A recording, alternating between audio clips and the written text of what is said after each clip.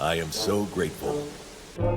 When I caught up to One Piece, I thought it was the greatest piece of fiction I had ever consumed, but that was a few months ago and I no longer feel the same. I was introduced to One Piece through debates of the greatest of all time. I'm sure you're familiar with the big three, Bleach, Naruto, and One Piece. Back then, I didn't watch it because it was kind of long, and that was a general opinion from anyone who was told to start it. It took me a while, but I finally got around to it, and once I did, I didn't turn back. Until Zero Village, which was rough, but eventually I got past it. A few months ago, I caught up, and now people ask me if they should watch, and if it was worth the time commitment. My answer to the question of does One Piece need 1,000+ episodes is no, it needs more. Believe it or not, I think One Piece is as long as it needs to be, at least in the manga. One of my biggest personal gripes with the anime is its pacing. It is painfully obvious when a single punch takes up a minute of the 14-minute episode after the opening, ending, and recap. And even if the pacing was perfect, it would still be hundreds of episodes. As long as the story may be, I wouldn't want it any other way. There are such good moments post-time skip that I adore, and even my favorite arc is actually after the time skip, but I can't deny that as a whole, I find the early arcs better. Now, is that because of nostalgia? I hope to figure out by the end of the video. In an older video, I didn't get to talk about how much I liked One Piece as much as I wanted to, so I will do so now with post-time skip. So to skip the glazing, just go to this timestamp. As much as I love Sabo, his introduction always felt like a narrative convenience, dressed up as emotional payoff. Ace's death is one of the most impactful moments in the series, and softening that with such a surprise there's another brother undercuts some of that weight, which is a shame because the idea of him is great. The execution just feels like Oda still needed Ace in the story, post Marineford, and Sabo was the character for that. Now in my eyes, Zero Village is one of those arcs where the pacing works against the characters. It's slow, and I'm actually unable to get behind Usopp at times, but when you think about it, were we really supposed to like Usopp off introduction?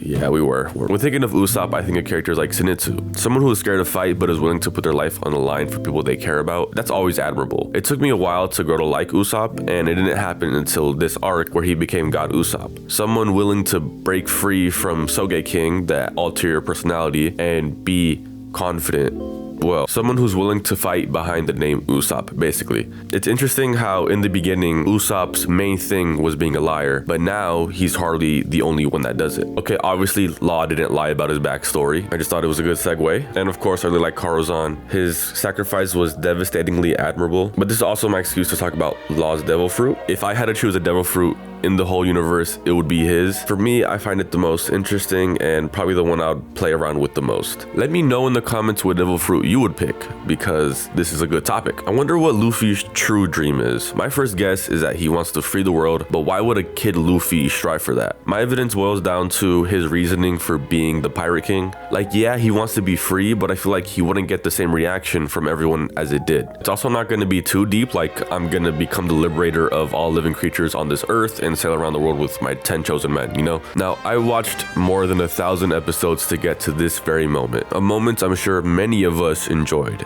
To have the music it had, the color shifts, the absurdity of the animation. It's one of those cases where the animation, I feel, elevated the moment. Next, I want to address the elephant in the room. To me, the giant elephant actually made the moment so much more impactful. Zunisha has been walking the oceans for centuries, waiting to hear those drums again. When he reacts, it kind of confirms that this new gear means something more than just, a power-up.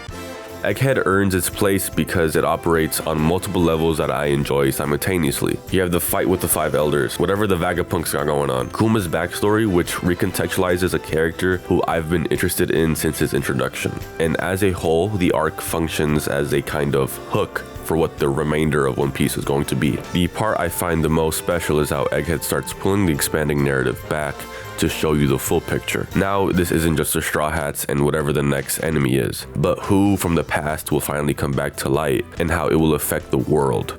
When I think about my favorite characters, I hardly think about their end. Garp going out in a fight, defending someone he cared about is one of the only endings that ever made sense for him. He spent the entire series caught between duty and love. Although he didn't get to have his final moments with Luffy, Wait, he's alive? I have cried a total of 3 times across the 1,000+ episodes, with Kuma's story being one of them. What makes his backstory so devastating isn't just the suffering, it's the duration of it. By 9 years old, most people, fictional or otherwise, would have had their faith completely destroyed. Kuma held on to the idea of Nika, not because he had evidence, not because anyone around him believed in it, but because he needed someone true to survive. That's a specific kind of strength that I strive to have in my faith. Rest in peace, my goat. Unless miraculously comes back, which you never know.